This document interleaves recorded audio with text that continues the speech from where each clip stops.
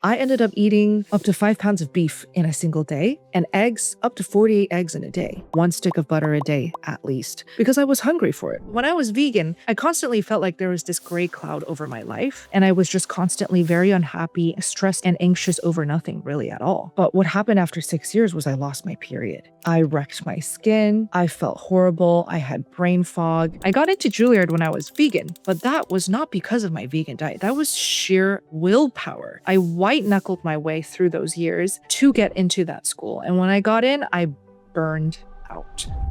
I crashed and I burned. Within that first bite, I truly felt like I was coming back to life again. I literally did no-salt carnivore for 4 straight years. Every time I experimented with salt, I felt like crap, tired and lethargic. I felt like bloated and puffy and just heavy. Didn't really feel as good as no-salt carnivore until I became genuinely happy. I wake up and I'm not chasing things to feel happy. A lot of humans don't even realize how great they can feel because they're living in a world that's filtered by the brain fog that they're getting from all of the carbs and the seed oils and processed foods they're eating. Do me a quick favor, check and see if you're subscribed to the show. If not, hit that subscribe button. It's a simple and free way to help me out. And for you, you're going to be more likely to see future episodes on YouTube, and you're going to join the growing community. It's a win-win all around. Thank you so much. I appreciate you. Let's get into the show. Bella, before going carnivore, let's go way back and talk about the state of your health. Absolutely. So before I went carnivore, I was 6 years into my vegan journey. And I initially started the vegan diet because at that time I was 17 years young. And like any other 17-year-old girl, you start wondering what's going on with my body. I'm starting to gain weight. My body is changing. I have my period. I don't truly understand what is actually going on inside. And because I was also a pianist and I was studying to be a classical piano performer, I was frequently competing in competitions, doing after school performances. My whole world revolved around music, piano. And I noticed that my concert dresses were starting to fit tighter and tighter. And so my immediate thought when I was 17 at that time was, oh my gosh, I need to lose weight. This is wrong. This is bad. And so I went online. And that day when I went online to search for how to lose weight, Freely the Banana Girl popped up. I don't know if you are aware of this person, but that day she popped up. She was flaunting her six-pack and her figure, and she was saying that if you eat a raw till 4 vegan diet, you could lose weight super fast. Raw till 4 is basically eating fruits and vegetables raw. You don't cook it, you don't steam it, you don't touch it, you just eat it raw. And when 4 p.m. hits, you get to eat as much cooked starches as you want. Still needs to stay vegan, so rice, potatoes, sweet potatoes, steamed veggies, all of the above. And you could eat as much as you want and you will lose weight. So I was like, well, this sounds doable because I love fruit and I love rice, being an Asian. And I tried it and I did, in fact, lose weight. But because I stopped eating the seed oil, the takeout, the fast food, obviously I lost weight initially. And because I was young, and I will say the vegan community, they're very good at making you believe that the vegan diet is in fact the best diet in the world, not just to save the planet, but also for humans. I fell into the trap, into believing, no, this is going to work if I just keep going for longer and longer, and if I just stick to it. And I stuck to it for 6 years. But what happened after 6 years was I lost my period. I wrecked my skin. I felt horrible. I had brain fog. By the time I was 6 years into the vegan diet, I got into Juilliard for my master's degree as a pianist. And I was really struggling because the competition at that school is unreal. And I was feeling stressed every day because my brain fog wouldn't go away. I just felt like I couldn't actually get the practice and the work in the practice room done because I had brain fog and I couldn't focus. So I think that was the last straw was, man, I just felt like I couldn't be the student that I wanted to be, and being on stage, I got anxiety attacks before I walked on stage. I started having memory slips, and so it wasn't just my health, it was also my performance as a musician that really made me wonder, I don't think the vegan diet is gonna work any longer. I lost the period, I got a blood test. My doctor sat me down and said, "You are extremely deficient in a lot of things, B12, vitamin D. You either supplement if you wanna stay vegan, supplement hard, or you just eat some meat." And that was the green light that I needed to consider eating meat again. And so I actually searched for vegan women eating meat for the first time because I was so scared. I didn't know if there was anyone out there who was vegan for that long and went back to eating meat, and there actually was. And there were vegan women going carnivore. So I have to shout out Azra Conlu, Kasumi Chris, and Kelly Hogan.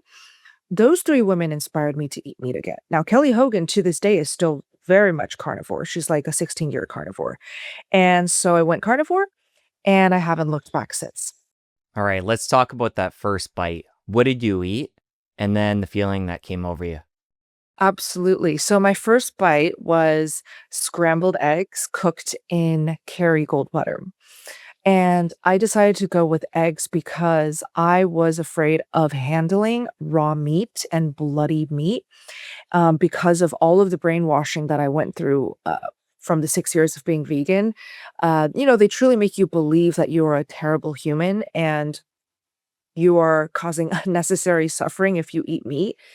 And so my initial bite, I felt comfortable with just eating eggs. You just crack it open, you scramble it in some butter, and you're good to go. And it's very nutrient dense, it's delicious. And that was my first bite. Within that first bite, I truly felt like I was coming back to life again. Like I just felt like my brain was waking up, my body was feeling nourished within that just single bite. And it felt so right. It tasted so delicious. I couldn't stop eating after my first bite of animal foods. And so this is something that I talk about all the time. Women who go carnivore, whether or not you were vegan before going carnivore, a lot of women, when they first eat meat and eggs and carnivore diet in general, they experience an opening up of their appetite. They start being hungrier than ever before. Some women even claim that they become ravenous. That was me. I became so hungry, so ravenous, the appetite just woke up. And what I like to share in response to something like that is, if your appetite is waking up, it is a gift. It is a blessing because a lot of people these days, they restrict, they eat toddler portions, they count calories for years, if not decades, and their appetite just dies and they have no more appetite. And they think that it's a good thing because they can just eat less and less and less. But what's going to happen to your energy levels, your sleep, your hair growth, your skin health, your metabolism, and your hormones? Everything starts tanking. So for me, because my appetite woke up, I fed my appetite. I ate as much as I wanted. I ended up eating up to 5 pounds of beef in a single day and eggs, up to 48 eggs in a day. I didn't stop myself from eating as much as I wanted. 1 stick of butter a day at least, because I was hungry for it. 6 years of veganism will deprive you on that level. And so after my first bite of eggs, I decided to move on to the ground beef instead of like a whole steak.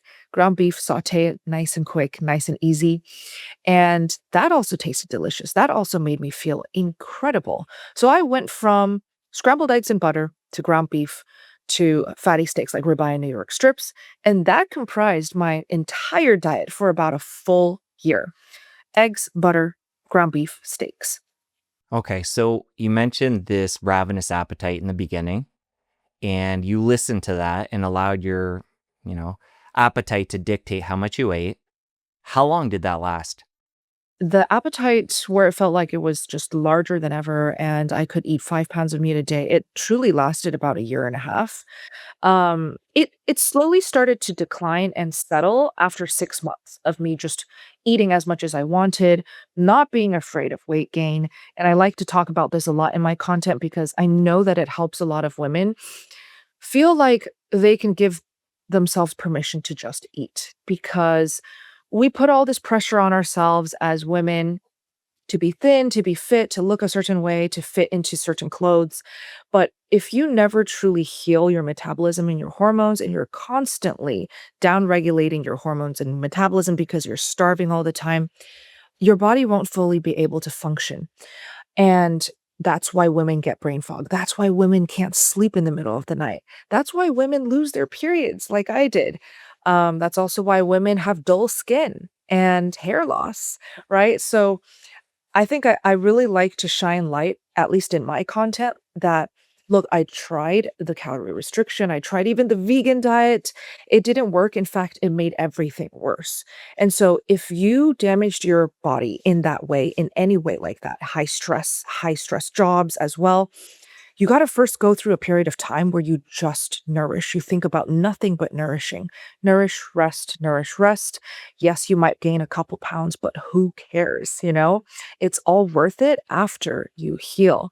After you heal, you can then feel the energy. When you get that surge of energy, you're going to want to move your body. When you move your body, you're going to lose the weight. Your appetite will also come down and settle. You're not going to eat like you have a bottomless pit of a stomach forever. It's not going to be like that. You just have to trust your body and trust the whole process. And that's what I did. For me personally, it took 6 months of eating more than I ever did in my entire life. 6 months. And then after half a year, I felt like my appetite started settling. I was like, you know what? I don't have to eat 5 meals a day to feel satiated. I can start dwindling down to 4 to 3. By the end of that full year of my carnivore diet journey, I was eating 2 to 3 meals a day. The next year, I started happily eating 2 meals a day, not because I was trying to intermittent fast. No, because my appetite was happy with just 2 meals a day. After about a year and a half, I was started dabbling into OMADs, which is 1 meal a day.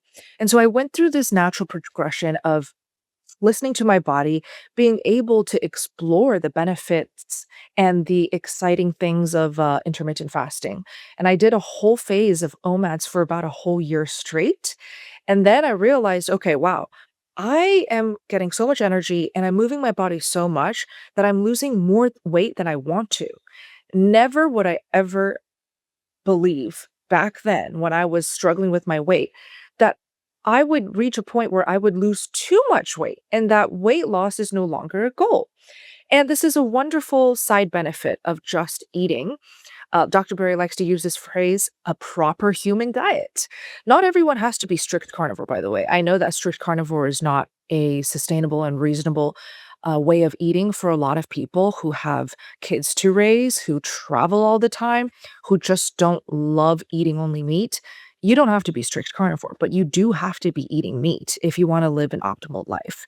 That's my personal opinion. I'm not a doctor, but I've worked with tens of thousands of people by now to see that yes, meat is an absolute crucial like food that you have to eat in your diet if you want to be healthy and happy.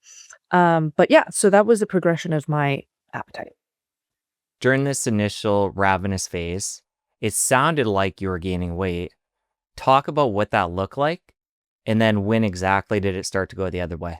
Within the first few weeks, I could just feel that my body was changing. My clothes were getting tighter within a month, and I was like, okay, the weight gain is definitely happening. It's not just in my head.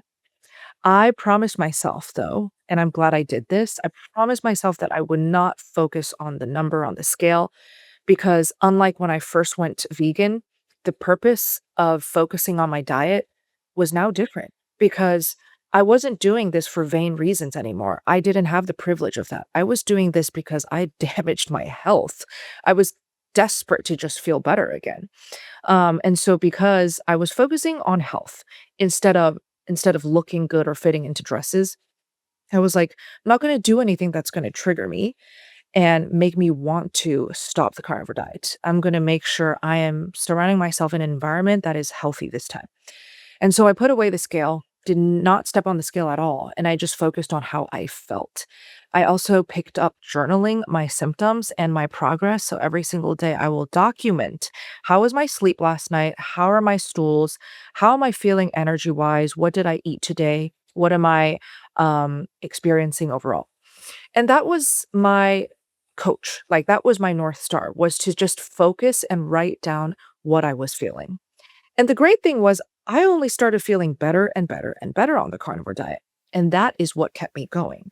Otherwise, if I were to step on the scale, and I saw the number going up, that probably would have made me freak out, and I would have not been able to focus on the fact that I was feeling better.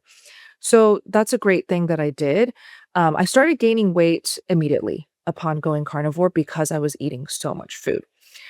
Somebody on a live stream that I did like a couple months back asked me to just calculate the calories I was eating my first year, even though I also stopped counting calories. But for this follower, they were just curious. I was eating anywhere from 3,000 to 5,000 calories in a day. So obviously, I was going to gain weight. I was gaining weight rapidly within the first 3 months. And because I gained that much weight, my period came back within the first 3 months as well. And so that was a huge victory that made me feel like, okay, this is absolutely the right diet. Unlike the vegan diet, my health issues only got worse. Eczema never went away. Psoriasis never went away. The cystic acne never went away. So within just a few months of carnivore, things were going away and things were healing. So brain fog going away like within weeks. I was like, this is incredible. I feel like I can focus on practicing and get a lot done in the practice room.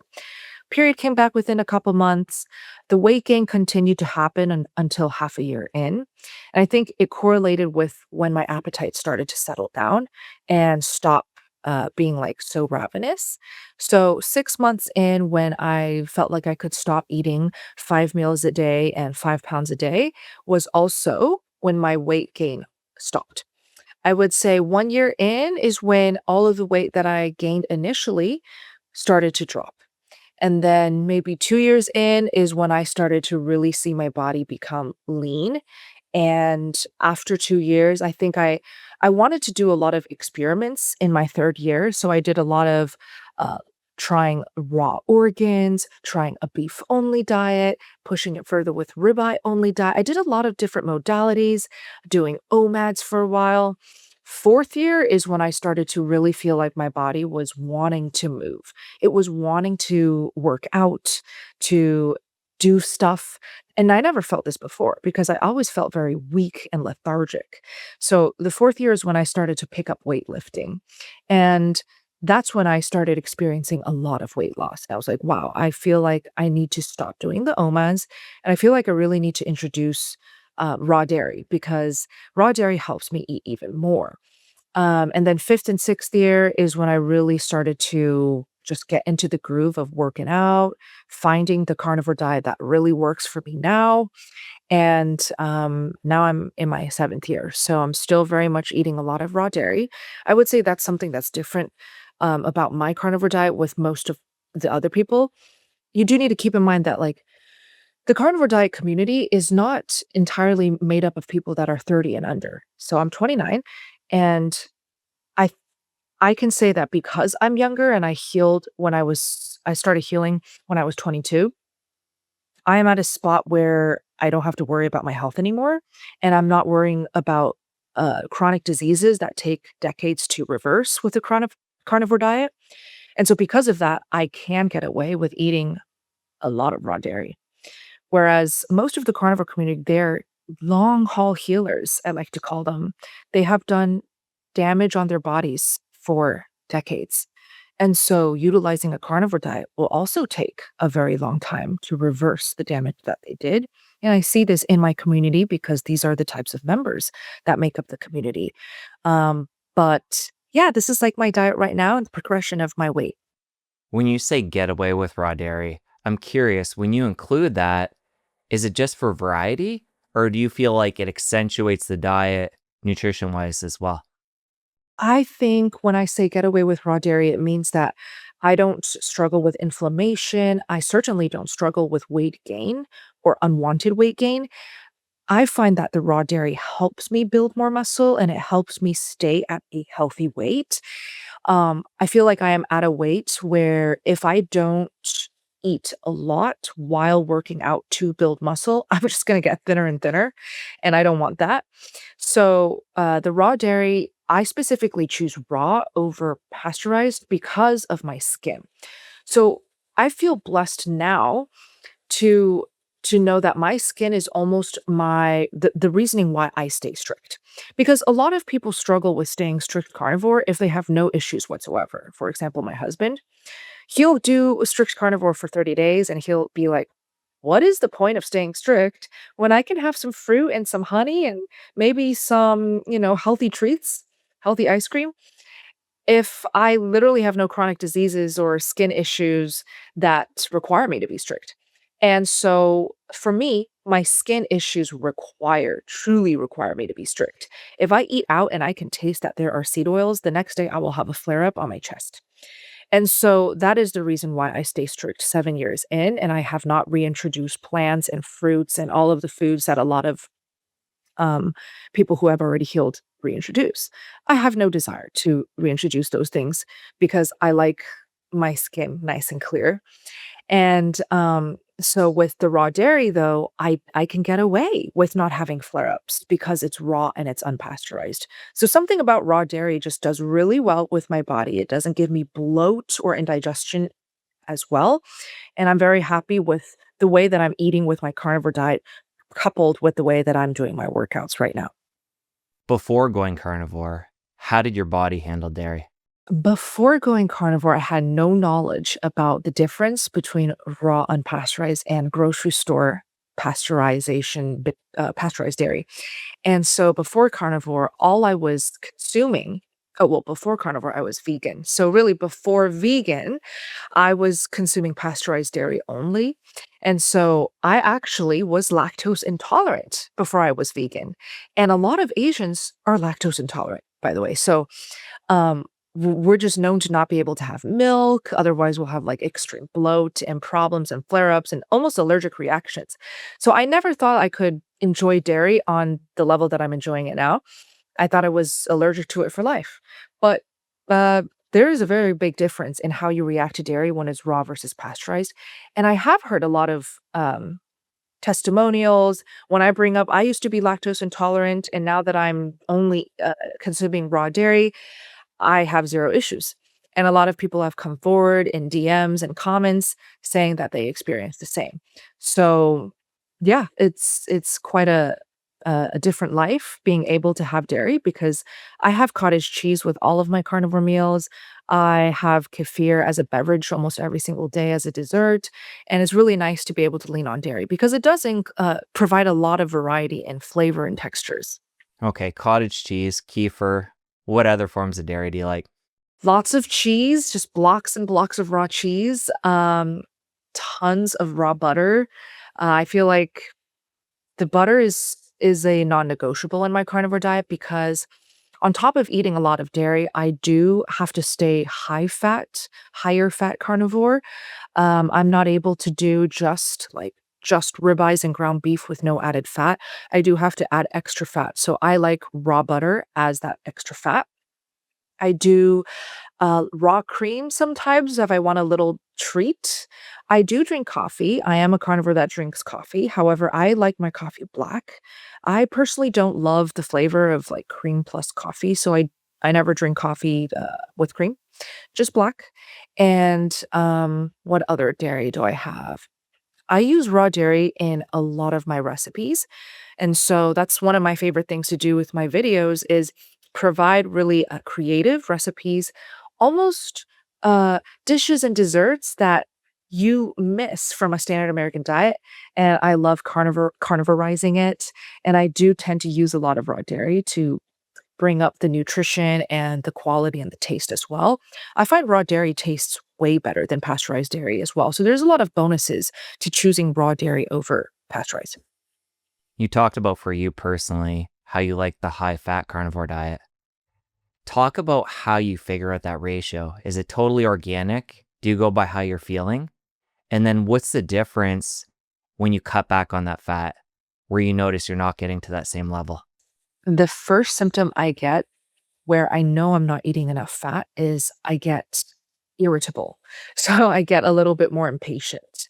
And I notice that immediately in the way that I react to conversations, situations that are maybe a little bit more high stress. And I'm like, oh, when I'm high fat, I typically can stay super calm and level headed. So it's the irritability that really pops up when I'm not eating enough fat. And how I found a high fat approach is because of Dr. Elizabeth Bright. I think you interviewed her on your channel, and she's really very Yeah, a few times. good. Yeah. She's very much known for her high fat approach to specifically heal thyroid, adrenals, and hormones in general. And she helps a lot of infertile women as well become fertile, become pregnant. She also helps a lot of kids with their thyroid issues. And so just knowing that she was helping a lot of women heal their hormones and I needed to bring back my period, uh, definitely convinced me to dig into her research and her books. And so her books are fantastic starting points to understand why a high fat carnivore diet works. And so with initially this is 7 years ago. The way that she taught 7 years ago is a little bit different from the way that she teaches now. It was a little bit less refined and more just direct and like just do it this way, which I actually enjoy. And so her approach 7 years ago was just eat a stick of butter a day. That's just the most idiot-proof way for you to get enough fat on a carnivore diet. I was like, wow, this is so easy because I'm already eating a stick of butter a day before even meeting her. And so that was a little bit of a connecting point. I met her on Zoom because one of her patients introduced me to her. And when I met her, I was like, Dr. Bright, I already do your protocol without even meeting you. I already eat a stick of butter a day. And she was like, wow, that's so awesome. We connected. I interviewed her on my channel at that time. And that video blew up because I literally titled it Eat One Stick of Butter a Day. And people were so intrigued. People were also like blown away. And a lot of people tried it as well because of the amount of views and attention that it got. Now, because it got so much attention, people also decided to just eat a stick of butter a day to just eat a stick of butter a day. And that's the beauty of social media, like you could just look at a title and be like, "Ooh, I want to look like her, so I'm going to do it without watching the video." And so it's not for everyone. You have to obviously have the goal of healing your hormones. You have to need to heal your thyroid and adrenals. I personally, though, think like a somewhat high fat carnivore diet is going to be beneficial for like 99% of women. But a stick of butter a day, though, don't do that tomorrow and just jump into it overnight. But for me personally, it worked wonders. It just was exactly what my body needed. The period came back within 2 months. There is no better confirmation that a diet was working than that. I was overjoyed and the energy went up. Like the body was starting to change. I hear from a lot of women who have success with a high fat carnivore diet that their body becomes more, they like to say, feminine. What does that mean? They start having curves in places that they want more curves. Their stomach starts to shrink, their bloat goes away, which creates this hourglass figure for us women that is very, very beautiful. And I also hear from a lot of my members who thought they were in menopause get their period back out of nowhere. They're like, what is going on with my body? My menopause is going away. And then, of course, with young women becoming fertile, getting pregnant, and giving birth to healthy babies. So, lots of great healing stories that I have seen when I talk about high fat carnivore and people do it the right way. Anyone who is interested in a high fat carnivore diet, you should definitely, watch Jessie's videos with Dr. Bright and then go check out Dr. Bright's channel, read her books and all of the above because she really teaches it the best. So with high fat carnivore, there are different levels of high fat carnivore. You could do 2-to-1 fat to protein, 1.5-to-1 fat to protein. Um, I'm more falling in the 2-to-1 fat to protein. That's how much fat I eat. I would say maybe when I first started carnivore, I was even a little bit higher fat than that. But these days, anywhere from 1.5 to 2 is my sweet spot. And I don't track. I do not measure my food and track macros and track how many grams of fat and protein I eat. I love carnivore because I can just listen to my body for the first time.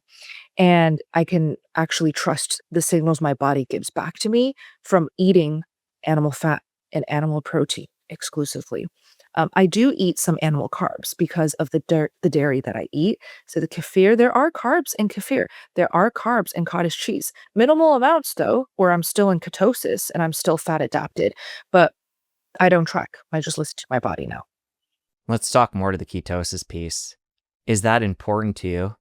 And you said you don't test, but have you in the past? It sounds like you assume you're in it all the time, just based on maybe previous testing. But bring that piece in. Because I never struggled with diabetes or pre-diabetes, I never had to be intentional about tracking and making sure the numbers fell in a certain category. The first time I tracked my blood glucose was when I did a sardine fast recently, and I was inspired by Dr. Boz because she talks all the time about benefits of the sardine fast. And it made me quickly realize that I'm not at a point in my health anymore where I need to be in therapeutic ketosis/ketosis in general, because I didn't have a phenomenal result when I did the sardine fast. Um, I think I am most of the time in ketosis, but when you are a long time carnivore, like 7 years, very low carb, if not zero carb, your body just becomes fat adapted long term. So there's no need, in my opinion, to track when you are a strict carnivore for that long. And I simply just go by how I feel day to day, year by year. And I genuinely can say that I feel better and better with every year that I stick to carnivore. Um, and so yeah, I don't really track my blood glucose besides when I'm doing very intentional experiments like the sardine fast. And my blood glucose, if I can remember, was very low. I think it was like 60. Yeah. Did you test ketones? Yes, I did test ketones. It was what is the typical ketone number? When you're in ketosis, it's 0.5. Okay, I think it was like 1.5 or maybe So yeah. you mentioned this sardine fast, and it sounded like it wasn't the greatest experience for you. Talk about what you actually did there and what you felt. Yes, so I learned a lot after I posted that sardine fast video, and it's on my channel where I documented the entire experience. And a lot of the comments came from devoted sardine fasters who do it all the time. So they had a lot of knowledge that I could learn from. And they were telling me, Bella, the first mistake was you ate 4 cans of sardines the first meal. And so I was like, interesting, because the video that I watched Dr. Boz teach it, maybe it was not the right video, but she literally said, when you do a sardine fast, you can eat as many sardines as you want. That is the point of sardine fast. You can eat as much as you want. But what I didn't realize was when you eat sardines and only sardines, the satiation hits you hard, not on site when you're eating, but maybe an hour after. And so I didn't know the satiation power of sardines until I felt what I felt an hour after eating 4 cans of sardines. And now that you guys know how much I eat, right? So 5 pounds of meat when I first went carnivore. These days, I'm eating 2 to 3 pounds of meat every single day, no problem. I genuinely thought 4 cans was nothing.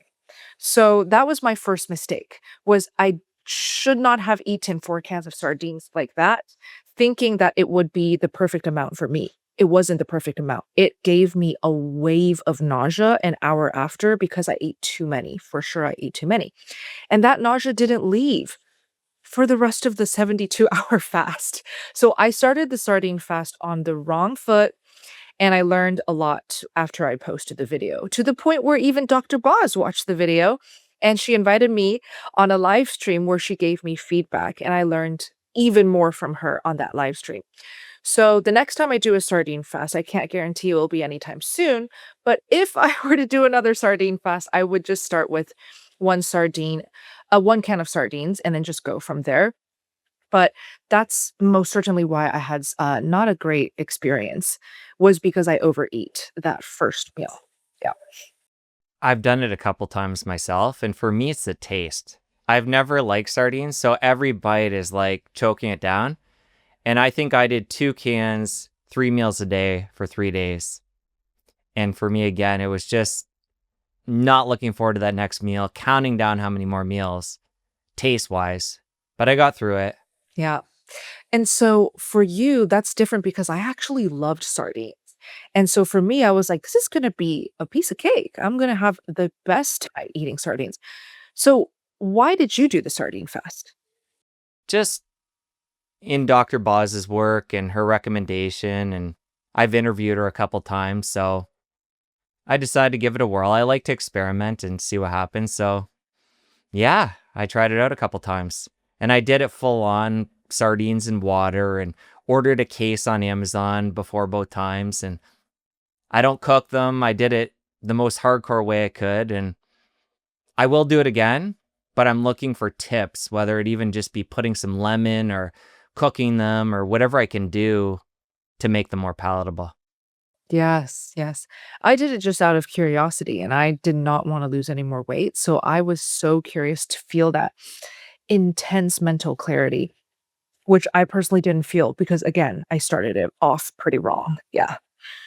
You mentioned a couple other experiments you've done over the years. Beef only. Let's go back to that point on your carnivore journey. Talk about what that was like, any additional benefits, how long you did it. I was inspired by the beef only diet because of a couple carnivores. They were already very much veteran, long-time carnivores who proved that the carnivore diet works. And so it was from Raymond Nazon, who at the time was already like a 3-year carnivore when I was a newbie carnivore, and he was helping me a lot with my journey. To this day, he is a coach in my community, the Steak and Butter Gang. And so he was saying beef only diet is incredible for really, really deep healing, especially if you're not getting the healing that you are looking for. Beef only could help. And then Michaela Peterson, of course, being on the lion diet with her dad. And then Charlene and Joe Anderson, they were 10-year carnivores at the time by then. And they were eating nothing but ribeyes. So they were proving that a ribeye only diet was incredible for their autoimmune diseases. Coach Charlene is now a coach in the Steak and Butter Gang. So it's just wonderful how when I first entered the carnivore space 7 years ago, I felt incredible support. As the youngest member of the community 7 years ago, everybody was helping me. Everybody was, like, cheering me on. They were like, "Whoa, we have such a young, like, 22-year-old trying to heal. Let's try to help her." I felt that.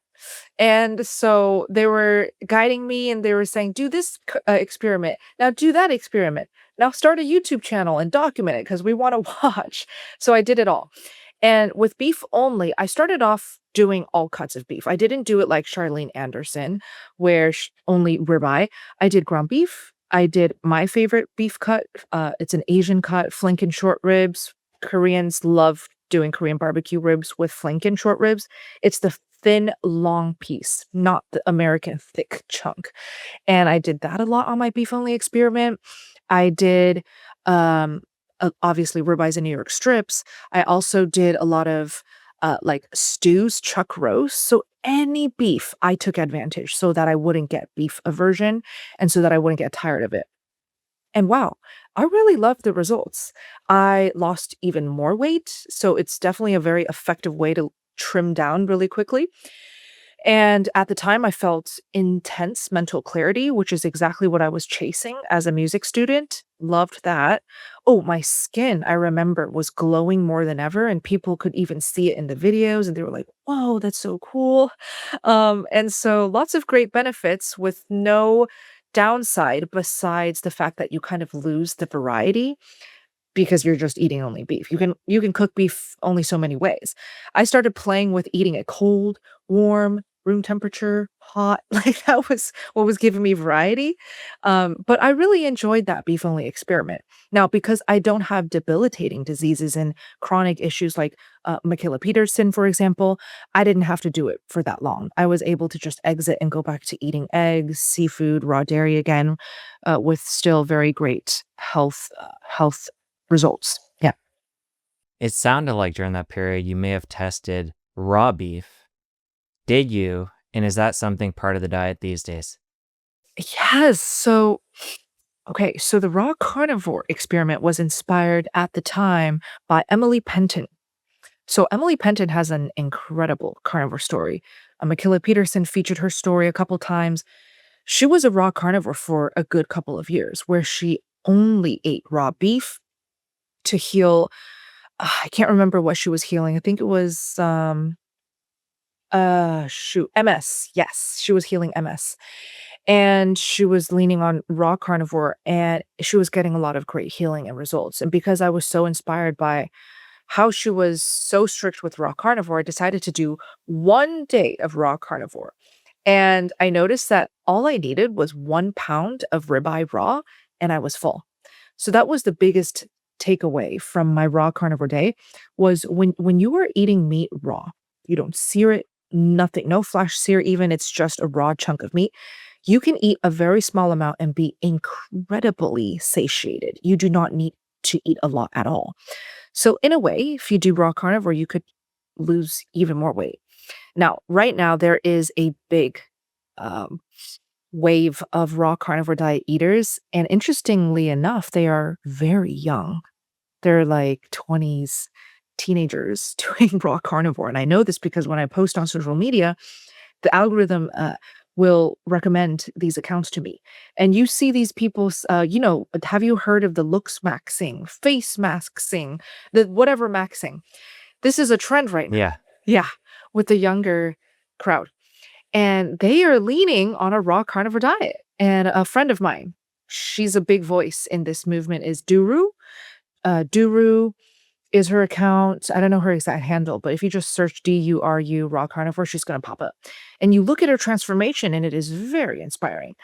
Um, so with raw carnivore, I believe it. It definitely works. I understand why it works. I personally don't do it long term because I enjoy a nice crispy sear on my steak. It brings me joy. And because I eat a strict carnivore diet, I'm going to joy max with my carnivore diet. I'm going to sear my meat. I am not going to do raw because I like it nice and hot and seared. And it still works for me. A lot of people respect Augenis von der Planets, so they learn a lot from him with how to do raw carnivore.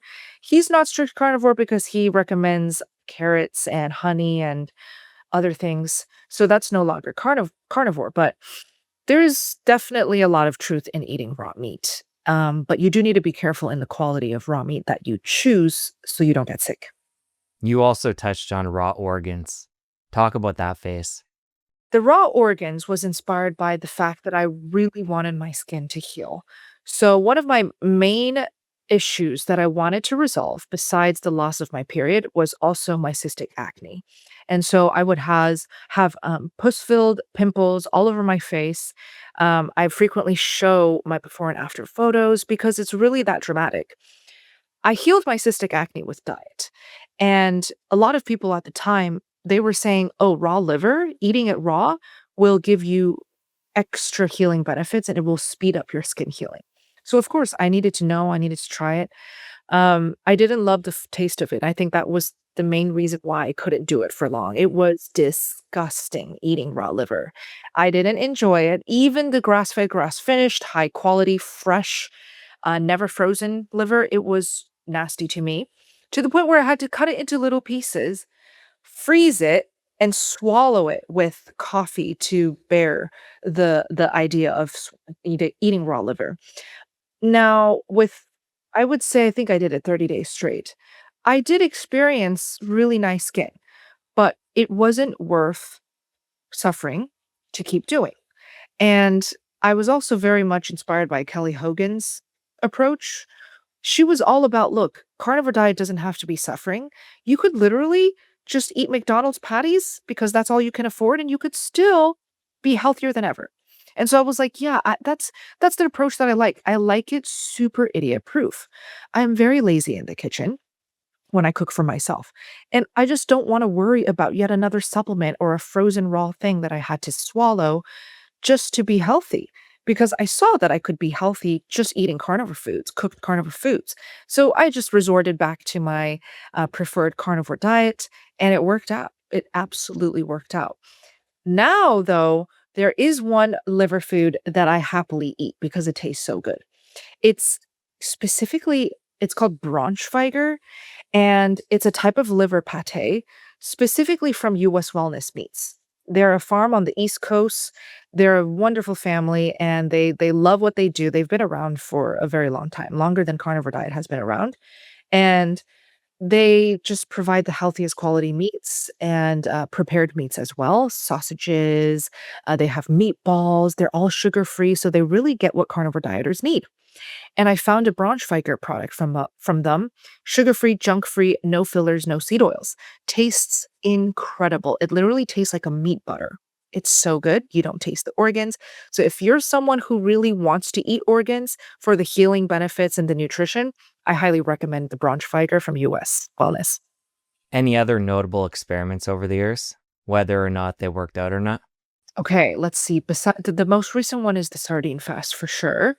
Um, I would say right now, what I experiment with a lot is the timing of my workouts because I noticed maybe it's because I'm so low carb. I think they're really, and I would love to pick your brain on this because you've interviewed so many experts now who are carnivore and non carnivores.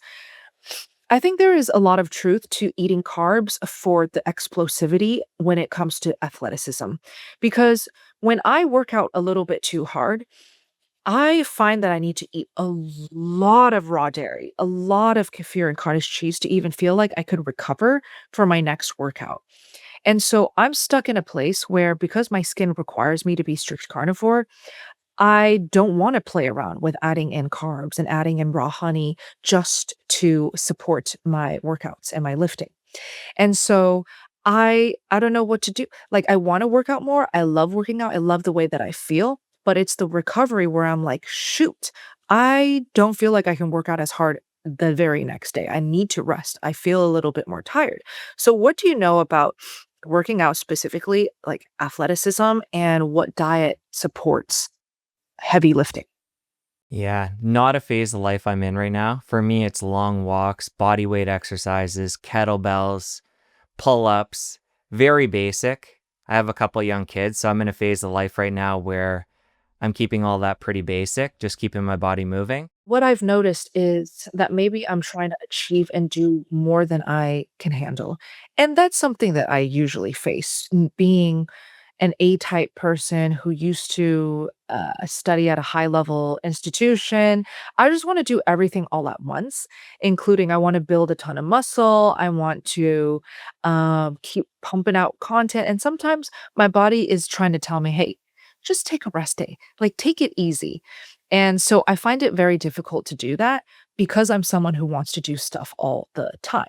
And so when it comes to working out, I find that like I'll do an hour workout of dumbbells and I'm not even lifting that heavy. I'm not strong at all. Um, I was raised in a family where it was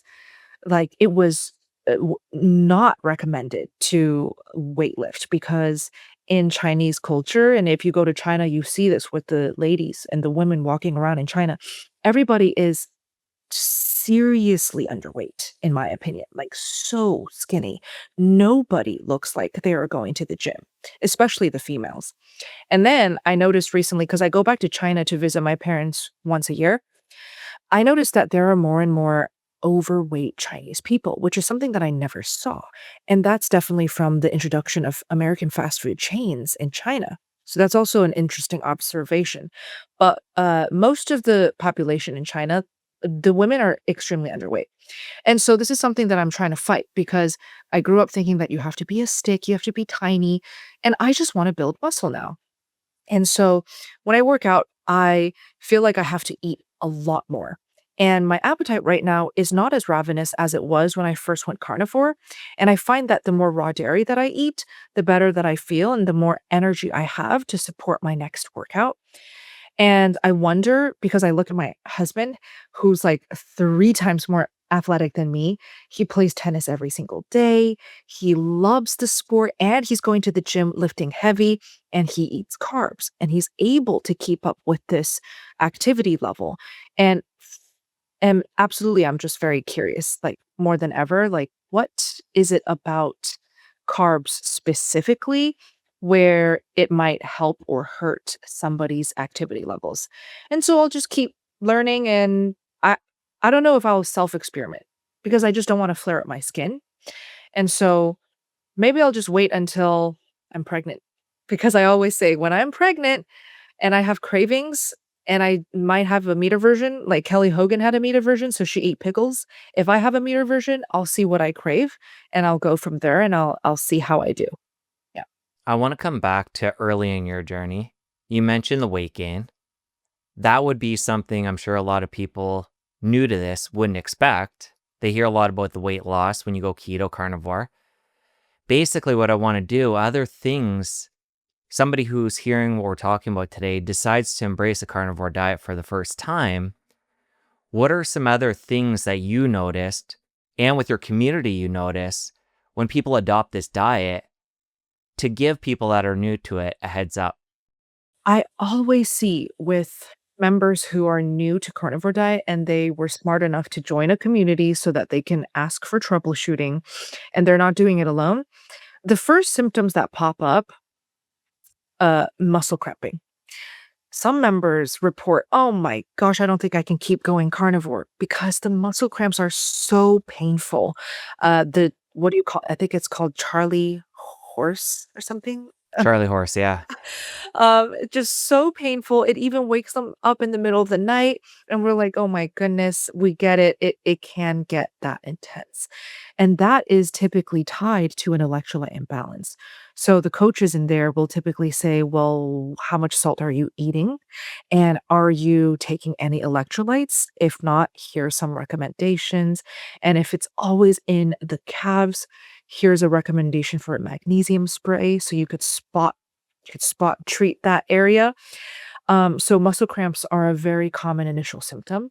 Another one is just a bit of a dip in energy. So our athletes who come in or those who are gym rats who come in and do a carnivore diet, they're like, "Wait, this is not working because I'm not able to lift heavy or lift as heavy.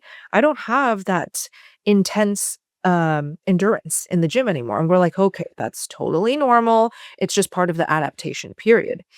And so we tell them, just stick to it, keep going, electrolytes, salts, all of the above, don't undereat.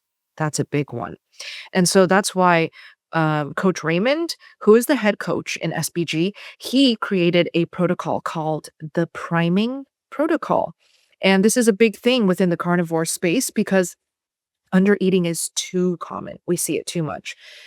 A lot of women specifically, they're eating more meat than they've ever eaten in their whole entire life, right? 1 pound of red meat a day, they've never done it before because they're usually eating lean chicken breast, salmon, one boiled egg a day. So suddenly you're eating that much meat, protein, and fat. So they initially already have this doubt and hesitant, like they're just already hesitant to eat. And so they also couple it with feeling incredibly satiated. That satiation is very real.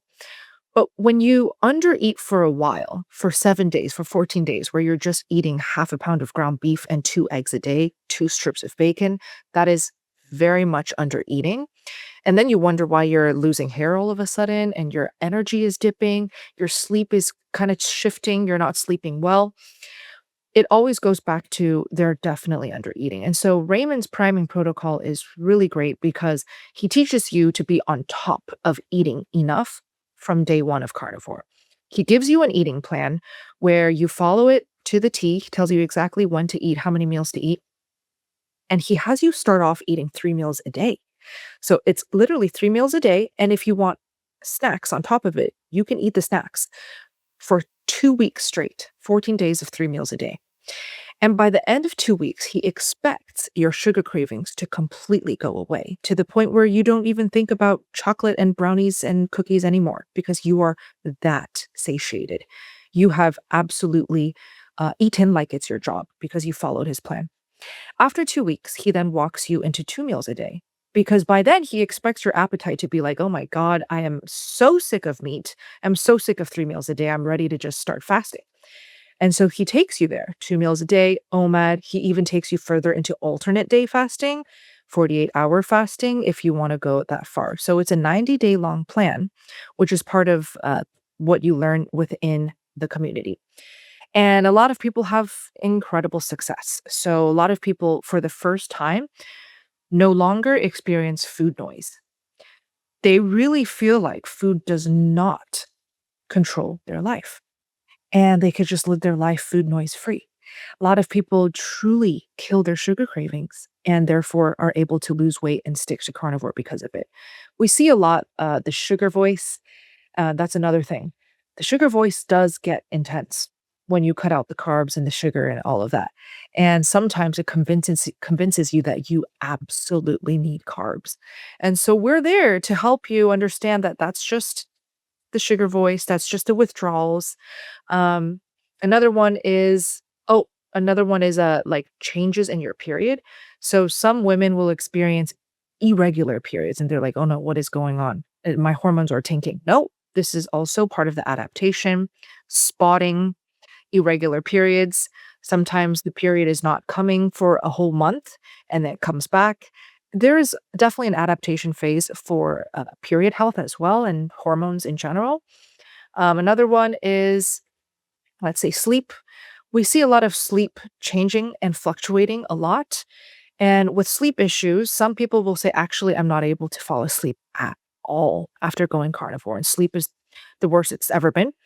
That's usually because they're not eating enough fat. And so we usually recommend Dr. Bright's work because sleep is very much tied with cortisol levels.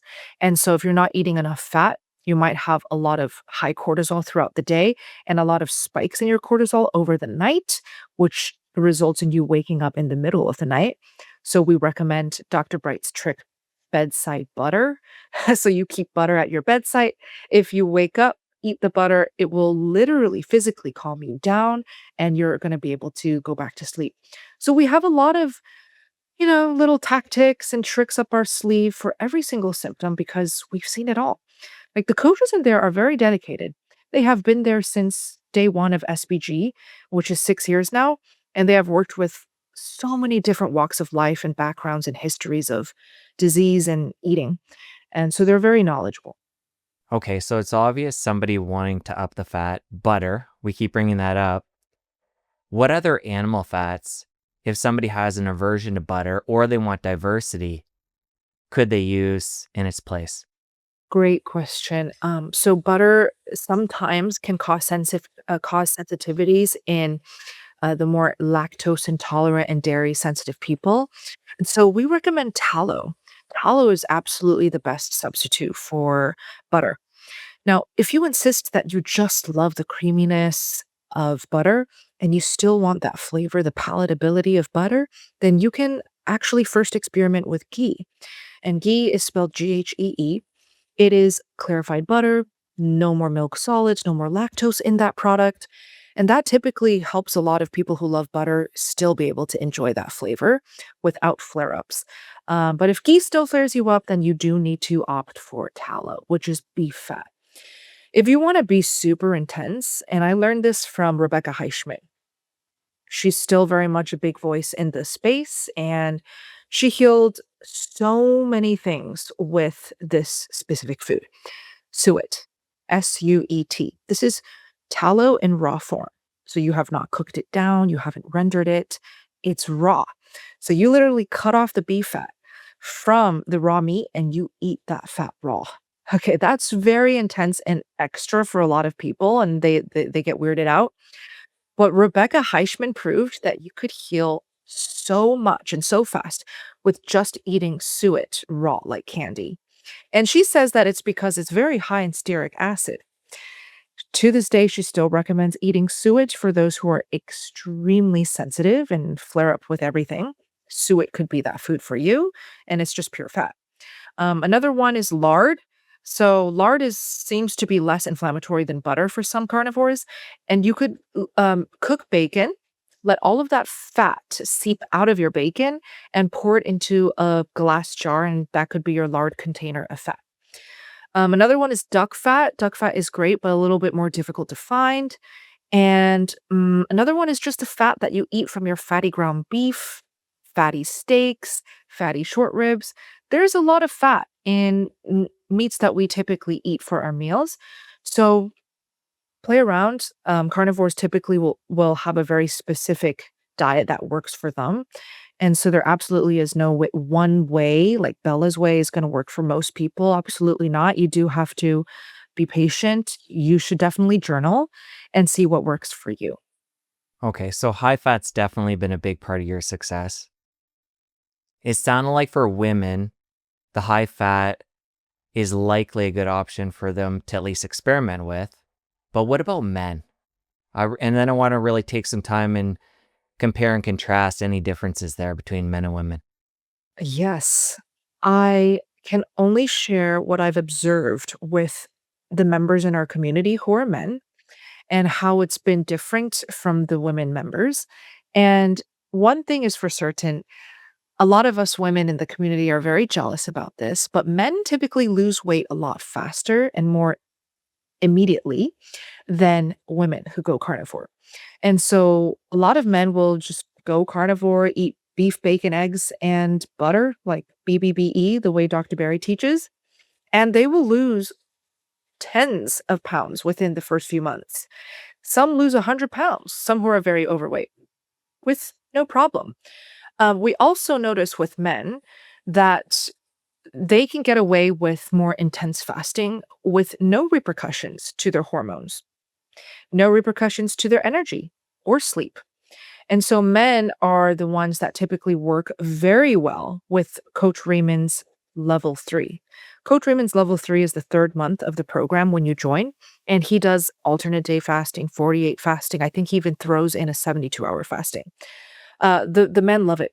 They thrive doing that level of fasting. And so we find that men can get away with a lot of intense fasting, whereas women will start feeling it with their energy levels. The irritability comes. They start getting a little bit ravenous. Sugar cravings come. Their sleep gets affected. And that's when we tell them, okay, stop. Your body's not ready. It might not ever be ready. And you should go back to 2 MADs or OMADs, or just eat 3 meals a day. So with men as well, yeah, we find that they can really just eat OMAD and not have to worry about, like, being on top of eating like it's their job. And it really comes down to they can fast really well and do advanced fasting, and they can work out really hard and still do advanced fasting. So they can just withstand more stress on their bodies than women. And how different is it for a woman who is premenopausal at different points in the cycle, and then a woman who is menopausal versus premenopausal? So I am not in perimenopause or menopause myself, but again, what I've observed working and observing so many members who are in that stage of their life, I've definitely noticed. Oh, and also working closely with Dr. Bright. Dr. Bright, by the way, has her own private group now, so she helps women and men in group setting, which is great because a lot of people cannot book her. Before she did this, 8 months in advance. Like you that's her waiting list.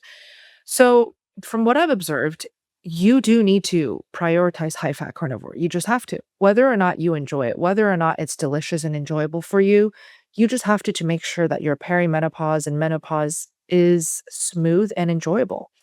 And I see that menopausal women, they are not able to eat OMAD. Otherwise, they're going to have hot flashes. They're going to have negative menopause symptoms.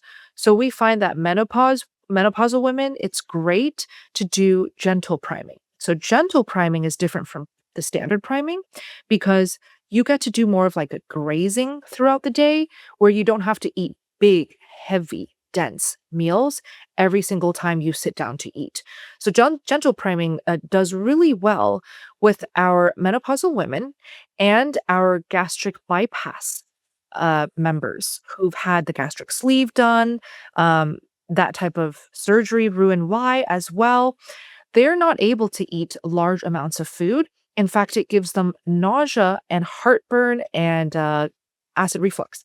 So we find with those types of members, gentle priming does really well. Raymond teaches it best because it is his creation and protocol. But gentle priming is very popular with those types of members that we've seen because you can just eat small amounts all throughout the day where it's a little bit more comfortable and you don't feel like it's like giving you uh like acid reflux and bloat. Yeah. What about bowel movements? Somebody brand new to this, they're having a lot of fiber, eating the rainbow, eating a mixed diet, switching over to carnivore, say overnight. What can they expect there? Short term and then over time. Okay, so we see one or the other. Typically, either some members will report that they feel constipated. Okay, they feel like they're constipated, but are they really? So we go through this whole process of questions because a lot of things will shift when you go carnivore and you cut out the carbs and the plant foods. A lot of people start noticing that they just pass bowels a lot less frequently. And so, because of that, they're concerned that they're constipated. But do they really feel constipated? Do they feel backed up? We always ask these questions to make sure that they are truly actually constipated. Now, for those who truly feel backed up, like they are trying to pass a stool, but it's not coming out, then we recommend electrolytes, more salt, a little bit more magnesium to get the bowels going, to flush out that bowel that's stuck. And we also recommend eating less cheese because we notice that cheese constipates our carnivores. When you're eating nothing but meat and cheese and not enough fat on top of that, you're more likely to be constipated. So either salt heavier, eat a little bit more fat because the fat definitely gets the bowels going, or cut down the cheese.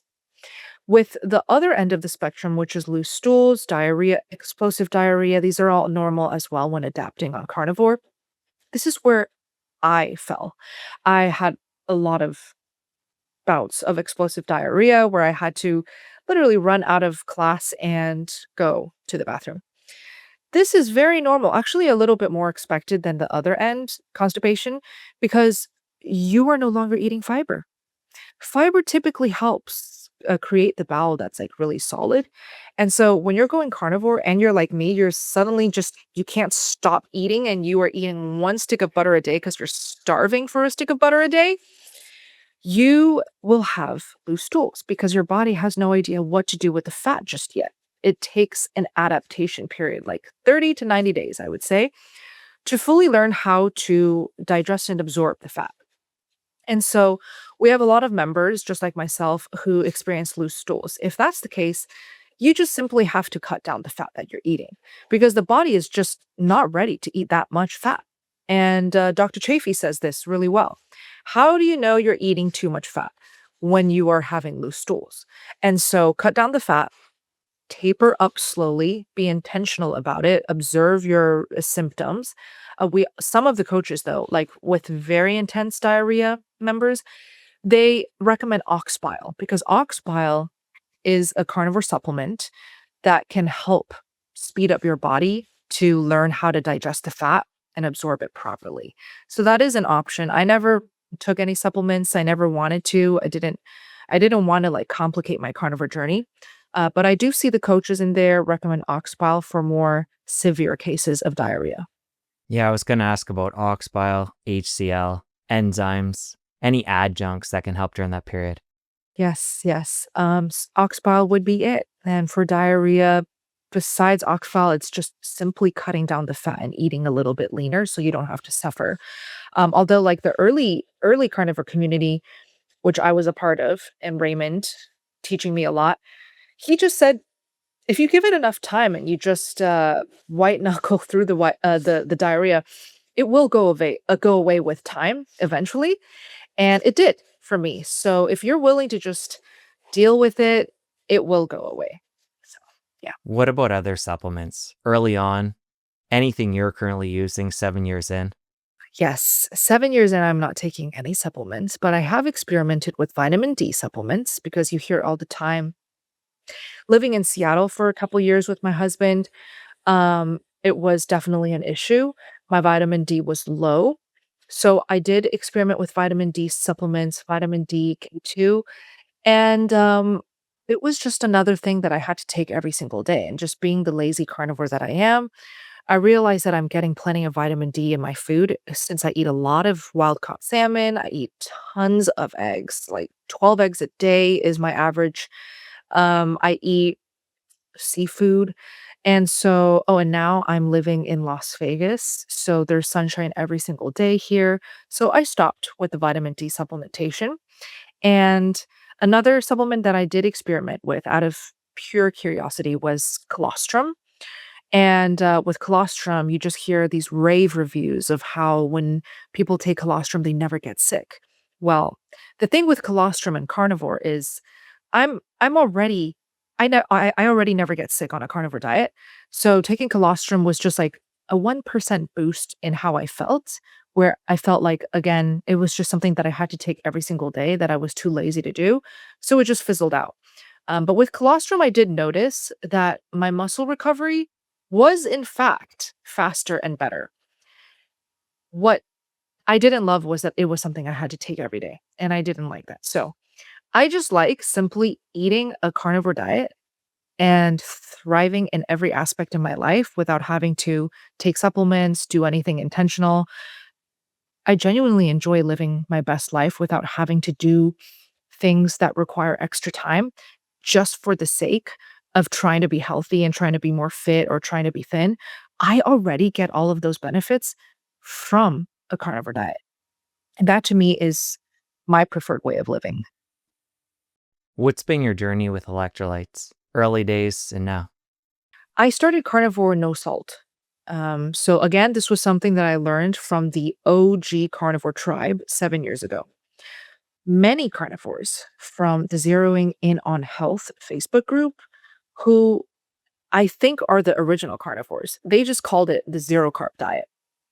Dr. Baker coined it and turned it into what we now know as the carnivore diet. Same diet, but the Zeroing In on Health Facebook group were the OGs. And so I learned a lot from them as well. Raymond learned a lot and did a lot of what he does now from this group as well. Charlene Anderson was part of this group, or Kelly Hogan was part of this initial group. And a lot of this group were saying that salt, no, it is a processed food. It is not natural.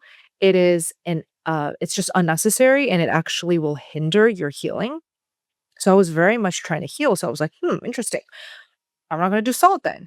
And so I literally started my carnivore diet with eggs, butter, unsalted butter, because I was that serious about no salt, unsalted butter, beef. And a couple years later, I started to introduce wild caught salmon, but it was animal foods exclusively, absolutely zero salt. I did not even take electrolytes because what they were teaching was you get plenty of electrolytes and minerals when you eat your beef rare. Because it's still pretty much raw inside after you flash sear your steaks, you are getting a lot of the incredibly easy and bioavailable electrolytes and minerals in that beef because you're not cooking it. You're not killing it in the process of like well done cook or stewing it or boiling it. So I did feel like I was okay. I didn't get negative symptoms at all with electrolyte cramping that made it seem like I needed to eat salt. And I did great. I literally did no salt carnivore for 4 straight years, and then I started to experiment with salt, and every time I experimented with salt, to be honest, I felt like crap. I felt tired and lethargic, I felt, like, bloated and puffy and just heavy, and so I just consistently tried to experiment with salt from year 4 over and over and over and over again, didn't really feel as good as no salt carnivore until I started working out hard. And I think it's because I worked out hard and started sweating that I needed to then finally supplement with extra salt. So now I do, in fact, eat salt on all of my carnivore meals. I salt to taste. I still don't take electrolytes, um, but I talk about electrolytes in all of my videos because I understand my community. I understand the people that watch my videos. I'm not like most carnivores where I can thrive on no salt carnivore and I can thrive on just salting to taste. Most people need electrolytes. Otherwise they suffer so much that they can't stay carnivore. And so my husband takes electrolytes every single day. And that's why I bring it up and talk about it. But personally, I don't really love to talk about my no salt carnivore journey and my absence of salt until year 5, 6, 7, and not needing electrolytes because it's just such an anomaly when it comes to the grand population of carnivore experiences. And I don't want to confuse my new members watching and make them feel like they have to be no salt carnivore because it could be kind of risky. So, but that's my story. I absolutely was no salt carnivore. Yeah. All right, so salt is a relatively new introduction. You've given a pretty good idea what your diet's like, but what's a typical day these days? A typical day is me waking up 7 a.m. is ideal for me. Some mornings I'll wake up at 6 naturally. It's really how my day went the day before. But when I wake up, I make myself breakfast. I feel like when I eat breakfast top of the day and I don't try to push it for lunch or post lunch, my energy lasts all throughout the day. And I love that. I love being able to have a productive day filled with energy that never dips or crashes early. And so breakfast is a non negotiable for me.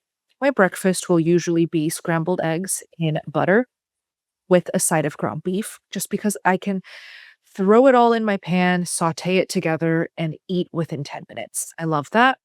So it's usually ground beef, scrambled eggs, and a side of cold raw butter. I always have my cold raw butter at every single meal because I can trust my body to tell me I need this much butter with this meal because I'm feeling the need to eat this much butter. It's that accurate. And so that's my breakfast. Quantity wise, it's usually 1 pound of ground beef with 8 eggs scrambled in butter for my breakfast alone. Maybe 2 to 4 tablespoons of cold butter on the side for breakfast alone. And another reason why I have breakfast is only after breakfast can I have my coffee.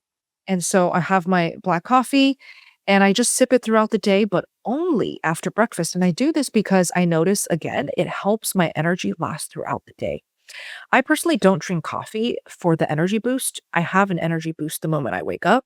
I drink coffee because I love the flavor of black coffee. I'm a coffee connoisseur. Black coffee, cream ruins black coffee for me. And so to be able to sip on something that delicious and it doesn't flare me up is absolutely a joy and pleasure in life.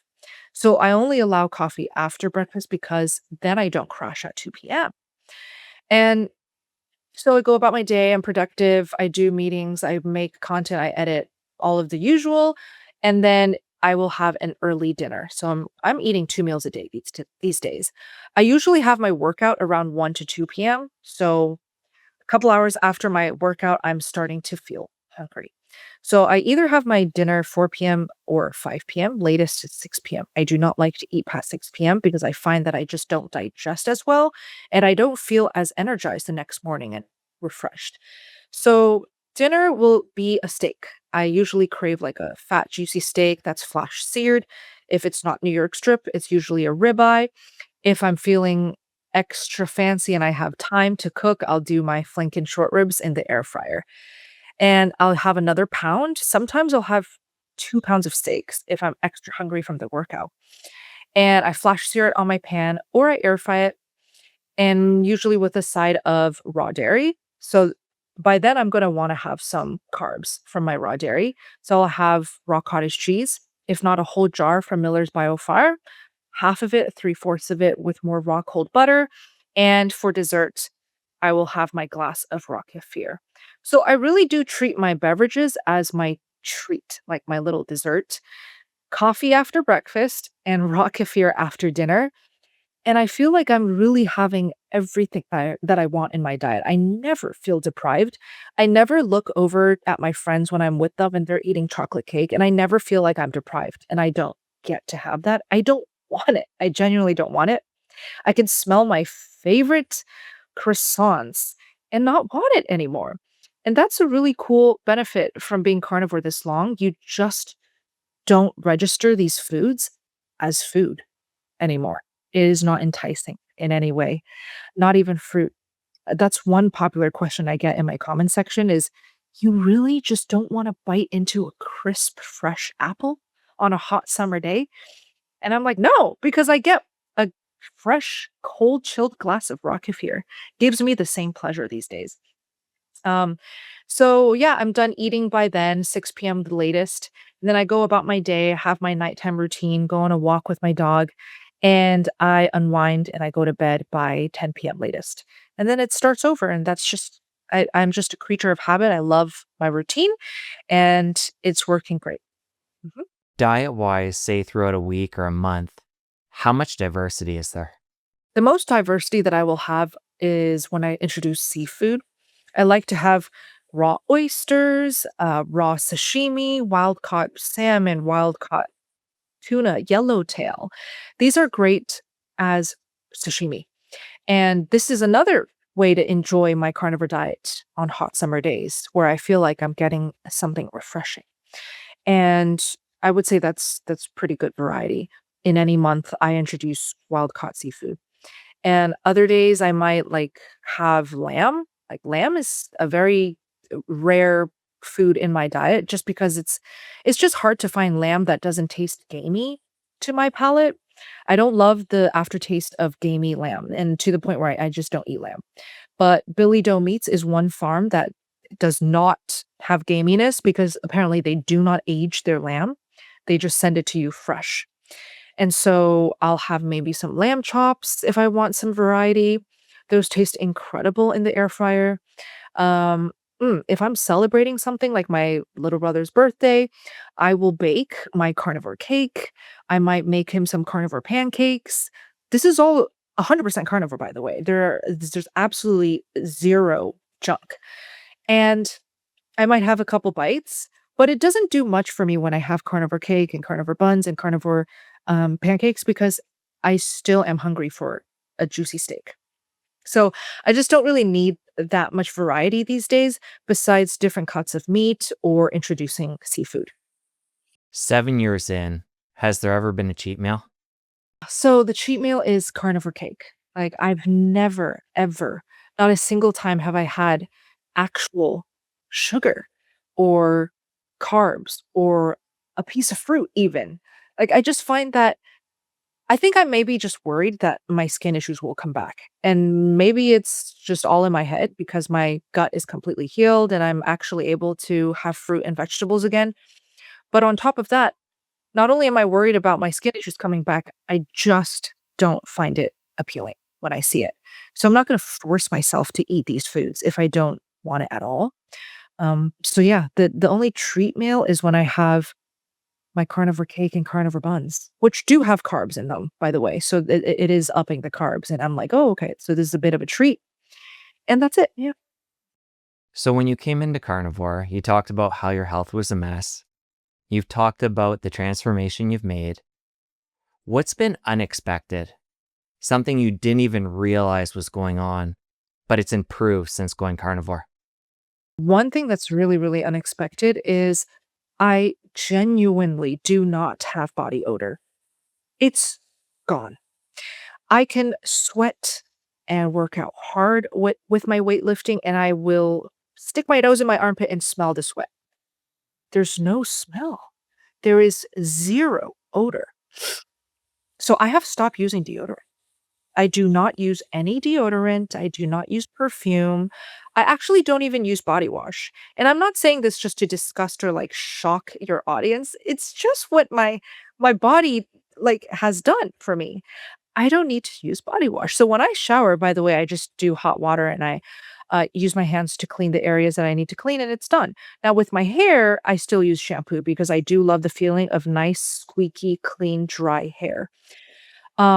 And so that's really the only hygiene product I use is shampoo. And then another shocking thing is the energy. The energy shocks me every day. I feel like how how did I not know this sooner? If I knew that going to the gym and working out and lifting heavy is could be a joy, it could be an exciting time, then I would have done this diet much earlier because you genuinely feel this this surge of energy where you literally cannot sit still. Is it a great thing? Not really, because I'm constantly just like standing and pacing and walking and fidgeting because I just have so much energy that I have to expend. But it's also an incredible thing because it's exactly why I'm able to do everything that I want to do with no exhaustion. And then another thing is, I have to say, the mental health aspect. So when I used to have anxiety attacks backstage as a vegan, It it crippled my mental health because I felt like there was something wrong with me, and it also my cystic acne crippled my social skills. I had 0 self-esteem. And as a young girl living in New York City, living alone there for the first time, this is the first time I leave my home and my parents, and I'm thrown into New York City of all places. It was a scary time because I was shy. I didn't believe in myself. I was not confident. I felt very self-conscious about my skin, and it prevented me from really genuinely meeting people and making good friends. Well, thank goodness for Carnivore because when Carnivore happened, something's like switched with my mental clarity. I was confident. I had this innate sense of motivation. Another very shocking thing that I didn't expect is I became genuinely happy. I wake up and I'm not chasing things to feel happy. I genuinely feel really happy. And I really want young women to be able to feel this feeling of just genuine happiness. Like, I'm just happy to be alive. I'm happy that I have a dog that is healthy, that I have a husband who loves me. Like, you start really enjoying the simple things in life and you become grateful about everything. And your life is just very bright and happy. I don't know how to explain it, but when I was vegan, I constantly felt like there was this gray cloud over my life. And I was just constantly very unhappy and very stressed and anxious over nothing really at all. So that was a very wonderful benefit. And then, of course, just clear skin. I feel very confident in my own skin. I like where my body's at, and I just feel good about myself. And so this is really the message that I want to spread for women specifically. When it comes to the carnivore diet and how you're feeling, do you feel like this is giving you a superpower and now you're performing at this next level? Or this is just the level humans are supposed to be at and we're all stuck at this lower tier because of the food and the lifestyle? Because I was vegan and I still worked my body to achieve very high level things. For example, I got into Juilliard when I was vegan. But that was not because of my vegan diet. That was sheer willpower. I white knuckled my way through those years to get into that school. And when I got in, I burned out. I crashed and I burned because I couldn't do it any longer. That 6th year at Juilliard was absolutely the ending of the vegan diet because I was not able to achieve anything anymore. I was also starting to mess up on stage. So it showed me that a diet just plants to a diet of just animal foods, absolutely, it can change your performance, your mental function, your memory skills, your creativity skills as well. I felt like just the creativity and the music was just flowing out of my fingers. It felt effortless as an artist. Now, as just a female and a wife and a mom to my dogs, I feel like I can be the best version of myself to my family and to my loved ones. And how about to myself, a person to myself? Like, what type of woman do I want to be in my lifetime? Genuinely feel like I can achieve everything that I want to achieve because I am on a carnivore diet, because I feel this innate sense of motivation, happiness, confidence that I never got from any other diet that I tried. So, yes, I think a lot of humans don't even realize how great they can be and how great they can feel because they're living in a world that's filtered by the brain fog that they're getting from all of the carbs and the seed oils and processed foods they're eating. So, if only they got a sliver of what it truly can feel like living in their own bodies, I feel like a lot of people would definitely do carnivore if they could feel that. Mhm. During this 7-year journey, it's obvious the transformation again you've made, and I'm very happy for you. Diet aside, though, anything else during that period you've adopted that has been a needle mover to how you're feeling? Yes, daily physical activity. And I love that you brought up that where you are in life, you're doing long walks and relaxing activity, nothing too strenuous. I was there for the first 4 years, and I am so glad that I just focused on activity that was enjoyable and doable for me, where I was at in that specific point. And this is what we recommend all the time, not just in my videos, but in the group. If you are bedbound, obviously you can't move. So you must focus on healing through diet and nutrition first. But when you are able to get out of bed and move your body, even if it's just lifting your legs while you're sitting down or doing arm workouts in a chair without even any dumbbells or weights, just body motions, that is absolutely going to help with your healing and your mental health, just overall well-being. So whatever you can do at the moment that you are in your healing journey is wonderful, as long as you can do it every day. And then we interviewed Dr. O'Mara, which was an exciting time because he introduced sprinting and how it helps with visceral fat. Well, with our community, we really had to heavily adapt it to our community because most of our community members cannot sprint. It would be dangerous and very risky. So we learned that you could do sprinting motions in a pool. There are always ways to be active that is safe for where you are at.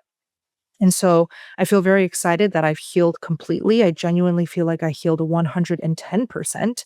There's nothing I need to heal, so that I can now start working out hard and introducing more good stress on the body. So it's definitely physical activity that you can do, good diet, proper nutrition, and taking care of your mental health. That's definitely not talked enough about. If you have things that are weighing on you, weighing on your heart, that's bothering you, that's top of your mind all the time, if you can't talk about it, I highly recommend journaling. Journaling is life changing, was life changing for me. Every person goes through their demons and battles and family issues and all that. But if you have no one to talk about it, you should not be penting it up because that could also result in health issues. Write it down, journal it. It is life changing. I want to come back to the specifics of your diet these days. You talked about butter. If you're cooking eggs or maybe even meats, is it always butter you use? Or do you use some of those other fats like tallow and duck fat we talked about before? It all depends on how hot I'm trying to get my pan. I notice with butter, it burns really easily. And so I don't love the burnt butter taste when I'm trying to sear my flash sear steak in butter. So it really all depends on how hot I need my pan for the specific dish I'm making. Ghee has a higher smoke point. So I usually like to cook in ghee when I do a really hot flash sear. And tallow, super high smoke point. I just don't love cooking in tallow because there's no flavor. It doesn't make my meat taste any better. So I like ghee for high smoke point flash searing. I like butter for nice scrambles. Therefore, I always scramble my butter or my eggs in butter because it's just like a medium heat. And then with tallow, I like to do it for deep frying things. If I'm trying to make fried chicken for my little brother, breaded in pork panko, I'll do like a nice pot of tallow to deep fry. And yeah, I never use lard or duck fat just because it's not easy for me to get, and I already have high quality ghee, butter, and tallow in my fridge at all times. And then with my raw butter, I specifically avoid cooking my raw butter because then it would no longer be raw and those amazing enzymes and probiotics would be killed through the heating. So I specifically reserve my raw butter from Miller's to eat raw and cold on the side. And then I have my pasteurized butters and ghees as cooking oil. All right, you mentioned coffee. What other beverages are you drinking throughout the day? So besides black coffee, I will have sparkling water. I will have water in all temperatures, hot, ice, room temperature, and I will have raw kefir. That's usually dessert after dinner. And then bone broth is a really, really nice beverage that I have during winter months mostly. During summer months, when it's this hot, it's 100 plus degrees Fahrenheit here in Vegas. I don't want anything hot. I usually have my bone broth in jello form. So this is another popular dish that I post about and I get asked about. I call it my jiggly jello. I take my Instant Pot, fantastic tool for carnivore diet. Take my Instant Pot. I fill it with two of my favorite high collagen foods, oxtail and chicken drumsticks. I throw those in. I cover it with just enough water, salt it if you eat salt, put your spices if you love spices, and then you pressure cook on high for 60 minutes. And then you let the steam naturally release. Don't force that pressure to release. Just let it naturally release. It's going to take about 3 hours. And then you open the lid, you put that whole thing in your fridge overnight, 24 hours at least, and watch it become this delicious, jiggly meat jello. For some, it sounds disgusting. For others, it is a delicacy. It is like a beautiful, refreshing summer treat. That's another delicious, refreshing treat that carnivores can enjoy. But if you just might if you or if you heat it up or microwave, if you use a microwave, if you just heat it up, it turns back into your favorite bone broth. So you can have it both ways because it's so rich in collagen. That's why it jiggles. So that's the only other beverage that I have. Let's see, what else do I have? Any soups that I make is a beverage, but that's about it. What about food quality? Somebody who's eating only animal products, there's a lot of different labels out there depending on the type of animal product. Pasture raised when it comes to chicken and eggs, grass fed, grass finished, organic. It goes on and on. When you're purchasing for you and your husband, how much of a priority is that? When I'm purchasing for me and my husband, because I do a lot of digging in my YouTube videos, I do a lot of figuring out what is actually going on in the food industry and meat industry. And I also really love interviewing farmers, local farmers. I recently interviewed a chicken egg farmer. Her name's Farmer Sharon from Las Vegas, and she runs the Las Vegas farm. A lot of people, a lot of locals go to her farm to get high quality eggs. And so when I interview these people who are living it and doing it, and this is their whole life, you learn a lot of insider information that you do not get on websites. And so, because of all of this research that I've done and the knowledge that I've acquired from these interviews, and I also interview a lot of butchers and farmers as well, I feel a little bit iffy about supporting grocery store chains and big food brands like Tyson and all of those conventional brands. I don't want to support them with my money. So instead, I find it more worth my money and time to pay direct to farms and to support farms that actually get it, that can make raw dairy happen. And so I really just have a few farms that I order bulk every month. US Wellness Farms. I order my beef and Braunschweiger from them. They also have really great meatballs, sausages, bacon. Miller's Bio Farm is the only raw dairy farm that I order from. I love Billy Doe Meats for lamb.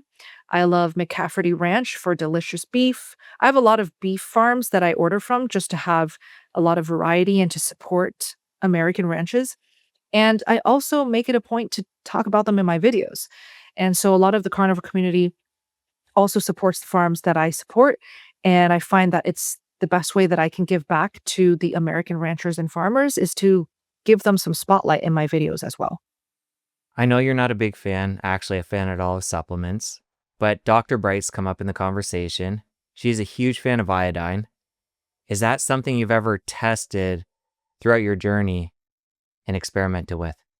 Yes, I went to visit Dr. Bright last year in Italy, and she gave me her iodine and had me take it in front of her. Now, here's where I got a little bit scared. After I took that iodine, I fell asleep for 8 hours straight. So I don't know if it was the jet lag or if I was getting some type of symptom from the iodine, but I'm not ready to go through a whole adaptation symptom or adaptation phase with iodine. And you do have to be, there is a whole protocol that Dr. Bright teaches on how to start taking iodine and to adapt to your iodine protocol and your specific one. To be honest, I'm too lazy to get that done. I know that I should. I know that I need to experiment and see what it does.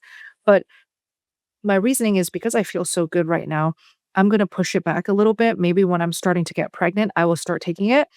I know that Dr. Bright is going to disagree with my reasoning and she thinks I should take it right now, but I will take it soon. And I'm obviously going to be documenting how I approach that and what goes on and then my symptoms. But I know that iodine is absolutely crucial for a healthy pregnancy. So that's definitely going to be on the top of the list. When you enter that phase and get pregnant, any other plans for dietary or supplement changes at that time? Besides the iodine and working closely with Dr. Bright, I do feel very lucky that I have such a close relationship with Elizabeth. I know that she's going to help guide me with this first pregnancy greatly. Besides the diet, I think I'm only going to be even higher fat carnivore to help with the fertility and pregnancy. It's not going to be the other way around where I become less carnivore. unless I have meat aversions during the pregnancy. But to conceive, the biggest change is that I'm going to be very, very on top of my husband's diet because it's not just the female's diet that matters when trying to conceive. It is absolutely the husband's diet as well. And actually, he's already starting now because we're trying to get pregnant in about like a year and a half, I would say. So he's starting. How does that look day in, day out with your husband eating differently than you? You mentioned before that he's including carbs. I'm sure for a lot of couples, this is a common thing. How have you guys navigated that in a healthy way? In the beginning, it was a strain on the relationship because he could not fathom how a carnivore diet was healthy for me. And because he loved me so much, he was worried for me. And there was no way for me to communicate to him that, honey, in fact, this is healthy and this is not going to give me a heart attack.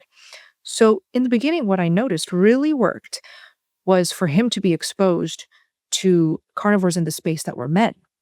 And that was the only way for him to really listen and take it seriously. And so when he was exposed to Dr. Baker's stuff and Dr. Chafee's stuff, and what really helped was when he met them in person and started befriending them and hearing them talk about it on and on and on and seeing Sean Baker's athleticism. Well, of course, I mean, come on. He was very convinced. And so I find that it's very helpful to bring your partner to carnivore events, meetups. There are many in-person meetups now. All you have to do is Google search carnivore event near me, and you might find one. Be exposed to the carnivore community in person. Let your partner speak to other carnivores. It helps. And then now it's very, very smooth sailing, zero strain whatsoever. In fact, he's the one that is wanting to be on top of his diet so that his baby will be as healthy as possible. He's like actually a little bit paranoid. He's in that phase. He's like, what do I have to cut out? What do I have to eat more? What da, da, da, da. And I'm like, don't worry. You just need to eat meat based and you'll be fine. And so that's really nice. That's really refreshing to see on his end. As someone who actually eats takeout every single day, to see him clean up his diet willingly is really inspiring, and I'm very happy. And that was all because he talks to a lot of carnivore men in the space. He's very close with Coach Raymond now. He's very inspired by Anthony's approach, and so it's great to be immersed with your partner in the carnivore community. What about expanding out to family? When you made this big switch, and not just any switch, going from standard diet to carnivore is one thing, but going from one extreme on vegan all the way to carnivore, how did your family respond? And then for people in a similar situation making this big switch, what can you recommend to help smooth that? When it's not your partner who you live with every single day, and it's not your kids who are in your house, it's going to be a little bit more of a journey and a battle to have them see the truth. And so I find taking a passive approach is the best approach because I find the more that you try to make it, known and you try to actively talk about it, the more they want to back away from the idea. So I learned a lot from the members who have difficult family members. My personal family member experience is my mom was excited that I was eating meat again. In Chinese culture and cuisine, meat is a very big part of the dishes. And so she was very happy that I was eating meat again, but she couldn't understand why suddenly I had to now cut out the plant foods.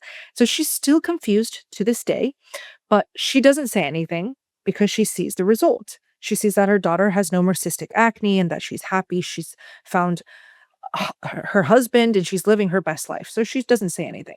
Now, with my dad, it's a very, very specific, inspiring story because he battled pancreatic cancer for 8 years. So he was diagnosed with pancreatic cancer 8 years ago. And because his doctor caught it very, very early on, he did the Whipple surgery and he is now cancer free. And he's living his best life. But because he ate a ketogenic diet, I think that's really the reason why he is still cancer free 8 years later. And he lives in China. He actually found the ketogenic diet because he started searching and digging and falling into that hole on his own. And so when I went to go see him in China and I saw what he was eating, I put two and two together and I was like, wow, dad, you're not eating any rice or noodles. You love noodles. What's going on?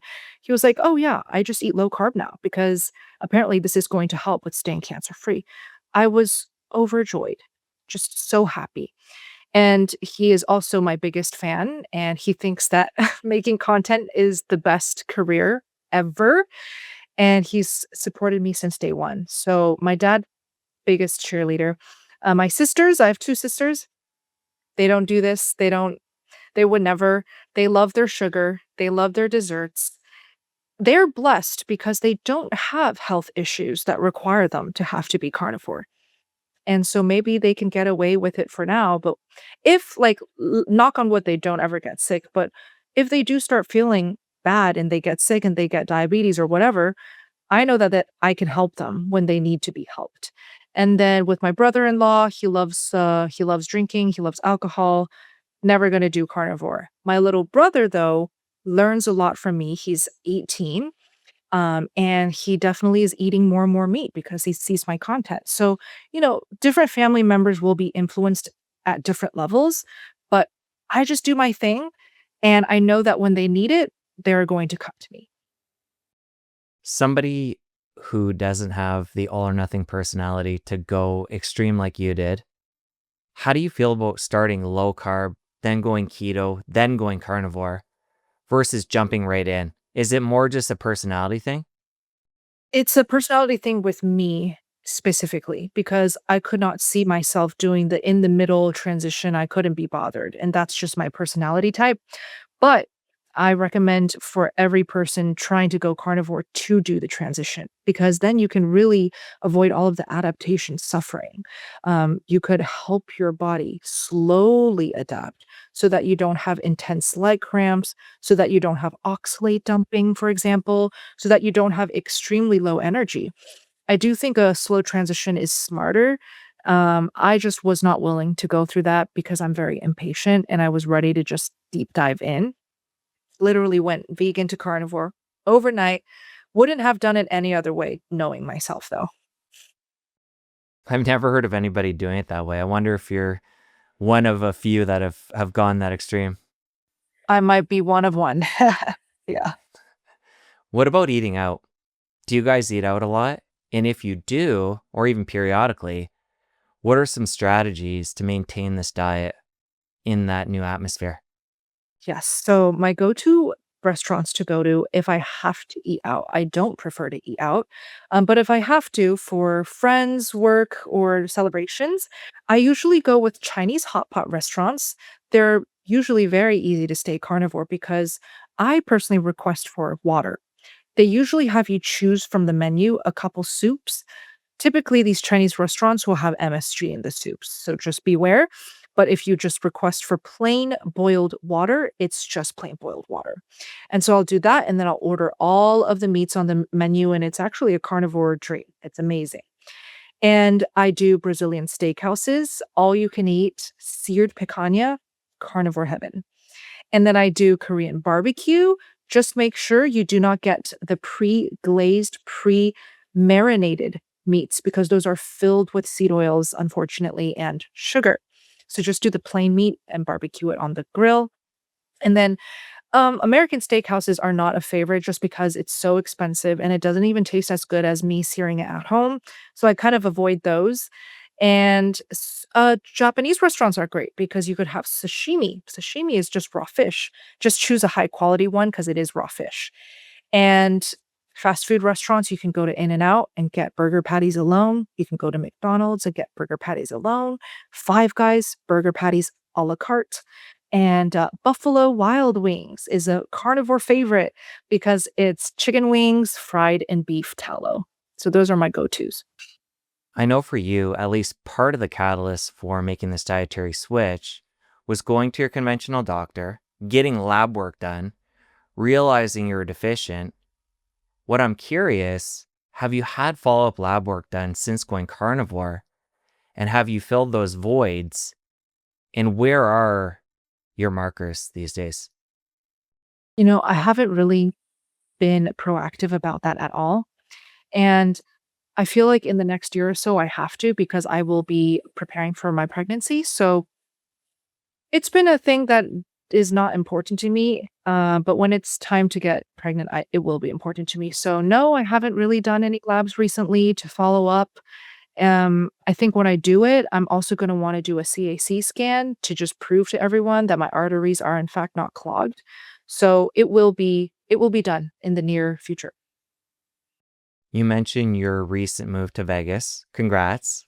Thank you. What has been some of the challenges with the diet and lifestyle moving there? And then some of the perks. I've definitely had to organize my day and my routine around the weather here because it gets so unbearably hot throughout the day. So the moment the sun is out, you can't go outside. You really can't. It's that hot. So I have to have my morning walks and my evening walks when the sun is down. And so that definitely changes the way that I do my routine. Um, and I think I choose more refreshing dishes now, not so many stews and hot soups and well done type of meats. I just really like it blue rare. So literally a flash sear both sides, 30 seconds max, and it is raw inside. That to me is great for this type of weather. Lots of raw dairy chilled just because it's so hot. And, I find that I want to sleep earlier and wake up earlier because the sun and the blue skies, it makes me really happy to just wake up early. Mhm. Somebody tuned into this point. They're convinced they need to make some changes, but they're feeling overwhelmed. Think back to Bella 7 years ago, making this switch, all the new learning, all the changes. What would you say to that person to get them started on the right track? I would say, honestly, just find a community because they're gonna do all of the work for you. It's literally like a done for you service on how to do carnivore right. And I'm not even trying to pitch my own community. Homestead How has a great one. Kelly Hogan has a good. Dr. Barry has a good one. Dr. Chafee has a good. Every single carnivore content creator has their own community. I recommend watching their videos, see if you resonate with them, their vibe, their whole personality, and their approach. Whoever you vibe with, just join their community because they're going to help you and they're going to tell you, oh, this is normal. Oh, you can do this for that adaptation symptom. Oh, this is why you're feeling this way. And it's so much easier than trying to guess and do it alone. And if not a community and you don't like being around other members because you don't like group settings, hire a coach. Oh my gosh. I wish I had that since day one. But thank goodness I met Coach Raymond like a couple months in. And then he really helped me just excel. Because he did it. He walked it himself. And that's the benefit that you get from a coach is they already did it, so they know exactly how they can help you. And then another thing is, I already mentioned this, but truly the free videos here on YouTube, life changing. Just search whatever disease that you're wanting to heal or chronic issue, couple it with carnivore diet on the YouTube search bar, hit enter, and watch all of the videos. I promise you, you're going to feel inspired and you're going to want to do it. You're going to be so inspired. And then whenever you're ready, I highly recommend starting a channel. This is something that I don't shut up about because not only is the carnivore diet and the meat eating movement needing more voices, there's so many haters. Oh my gosh, just in my comment sections. The vegans are after me to this day. We need more voices to prove that meat is, in fact, healthy and necessary. And then another thing is because my full-time career now is a content creator, I have absolutely experienced the life-changing benefits of being a content creator and social media and the internet and how the social media world can be a phenomenal thing for people and for yourself included. And so going from a concert pianist who literally made no money, like I had to teach kids in New York City penthouses to make enough money. And then now just getting to make videos about things that I am truly passionate about and being able to live a happy life that way, of course, I'm going to recommend everyone who wants to start an account to do it. It's amazing. I love it. I love social media. So, all of those things I recommend if you are even slightly curious about anything we talked about today. All right, Bella, great place to end it. I want to thank you for the conversation, all the work you're doing. I appreciate you. We're going to link up your community your YouTube channel, your social media. This conversation was very far-reaching. You were open. We got through a lot. Thank you again. Thank you so much for having me. It's been an honor. Thank you. Thank you for watching. Stick around here for this other great interview. You don't want to miss it. I'll see you over there. A person who eats only plants cannot get cholesterol, therefore will not be able to adequately make, especially women, the hormones they need for their cycle, for adolescence, and to address stress. We evolved to eat this food. We evolved to eat.